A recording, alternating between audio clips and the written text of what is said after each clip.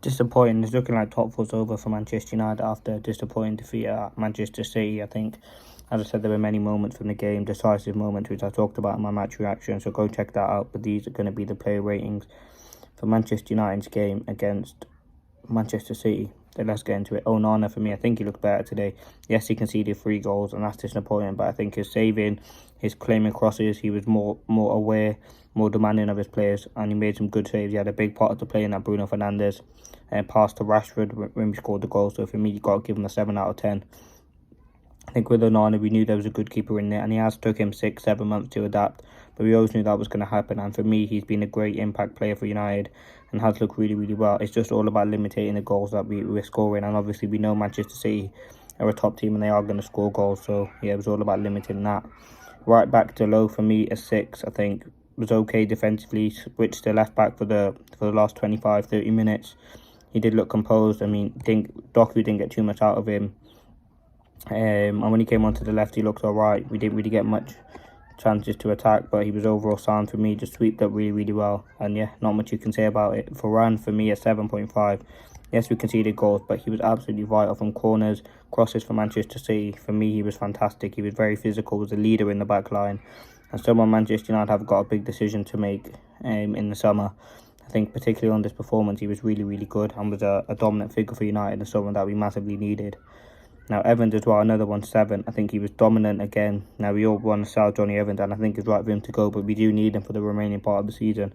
In the Derby game, I don't think Haaland, yes, he scored the goal, but other than that, there wasn't, and that other chance, there wasn't too much concern with Haaland. I think they blocked him off really well. Johnny Evans made some really good interceptions, and he did look really composed on the ball. There was a moment where I found him on the attack, and yeah, it was a decent moment for the game, but yeah, Johnny Evans is our best back four, and he did start the game. There's rumours that he has got an injury, so we'll have to assess it ahead of Everton. Left back Lindelof, for me, was a 5. Out of defenders that we played, for me, he was the poorest. I mean, that Foden goal, he could have done better. Just let him cut inside and let him have his shot.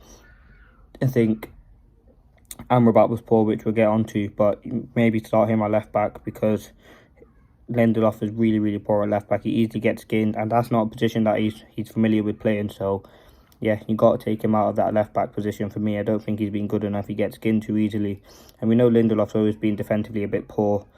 But yeah, we need to take him out that left back role into midfield. Casemiro, for me, I think he did well as well with interceptions, getting rid of the ball, was composed, was moving across the pitch really well. As I said, it was a pretty disappointing performance. We just stayed defensive, and Manchester City carved us open. There weren't too many moments, decisive moments, in terms of us getting on the attack. So Casemiro, you got to give him a 6. I think he was okay. There was moments for him where we could have scored, we could have got a bit more momentum, but Casemiro got on the ball well today. As I said, shifted across the pitch really well, and yeah, it's that base of our midfield. Now, number 8 was Kobbie Mainoo. I think he got taken off in about the 70th minute, 75th. He did okay today, Kobbie Mainoo. We always talk about him every game. For me, he was a 6.5 today. We just looked really calm on the ball. Hadn't played that pass to Garnacho where he potentially could have got a penalty. I think he marked De Bruyne throughout the game really well. And limited the passes through, and that was the whole aim of the midfield, so good job with that. Number 10, if you want to say, was McTominay. For me, 5, didn't really get too much on the ball, and what Ten Hag put him in the team for, he didn't do. Driving from the ball from midfield, didn't really do that, didn't get many chances. From corners and crosses, he didn't really get chances. And McTominay, for me, is more of an impact player, and we shouldn't start him. I think for me, he should have came off. Don't think his performance was good today. And yeah, he just goes missing in big games, and that's something that we've seen from McTominay, a reoccurring theme. He goes missing in big games when we need him, and yes, he can score that great goal or impact finish or a great header, but he doesn't do enough in the game to start, in my opinion. So when he does start games, you kind of see his frailties kind of be exposed. Now I'll talk about Bruno. For me, he was a 6.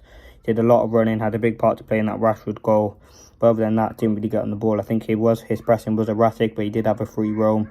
Didn't really get many touches on the ball, was quite sloppy in possession, and for me, didn't do enough. On the right, Garnacho, got to give him a 5. Didn't really get on the ball too much, had limited moments on the ball, and yeah, couldn't really get much change out of the Man City defence.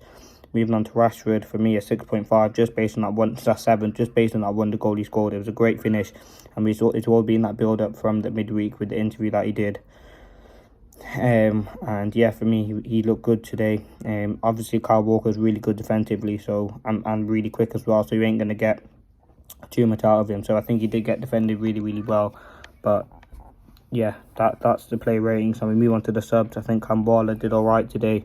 I think we needed him because Johnny Evans got injured. Kind of played that right back role for me, a 6 if you want to give it to him. Who else came on? Anthony, a 5. There was a moment where he was through, and then I think he lost the ball. Forson, a 6.